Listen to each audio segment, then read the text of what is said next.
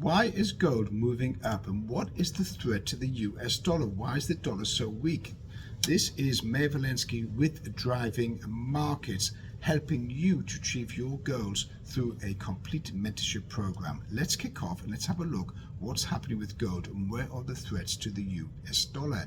So if you look overall on the currency side and what's happening on a monetary policy, you've got a lot of threats going on to the US dollar. There seems to be a serious US dollar de-dollarization program in place, probably by the Democrats, I would say. It started with Obama and it's been taken on by Kamala Harris and the Democratic Party, with her intention of to make the dollar weaker and overall make America weaker. But let's focus on monetary policy. So one of the threats to the US dollar is BRICS, the Brazil, Russia, India, China, South Africa amalgamation unity of forming an alternative central currency away from the US dollar, and that's caused a significant rise in gold. Gold hasn't moved up because of crisis in the Middle East. In fact, Iran has rumors that, and I'm actually a proponent that says Iran is going to attack Israel, but there is a theory and a thought process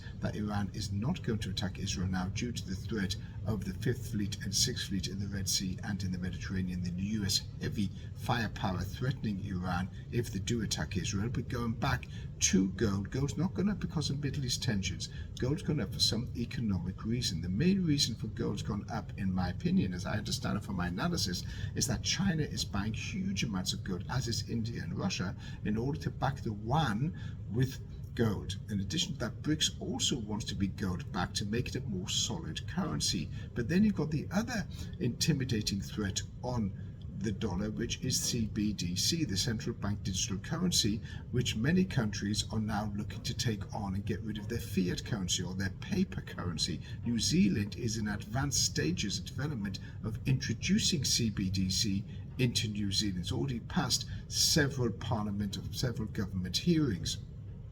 So the dollar is under threat overall from around the globe. One of the threats is also Bitcoin, but Bitcoin could be under threat from the CBDC, the central bank digital currency. Now the problem is with the central bank digital currency is that it's going to take away your liberty and have complete control of where you're at in regards to your spending and your movements. It is controlled by government, and they could actually cut off your method or your conduit of payment by stopping you using or access to CBDC, as they did in Canada under the trucker strike, where the truckers' credit cards were all stopped.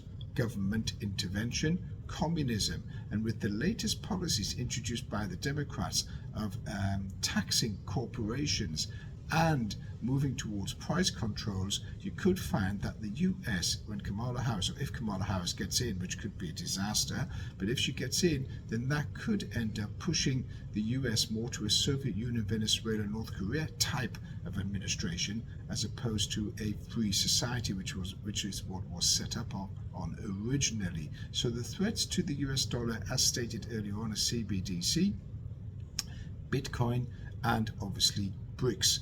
As far as Bitcoin and gold are concerned, I'm a big fan of Bitcoin and gold, and I believe that Bitcoin should be here to remain. If Trump gets in, then Bitcoin will stay in, obviously, much longer.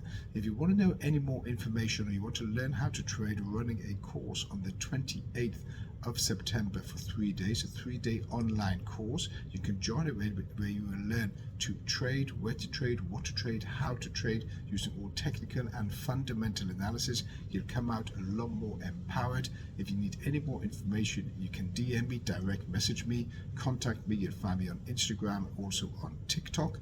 I'm more than happy to help. This is Mayor Valensky with Driving Markets. Have a great day.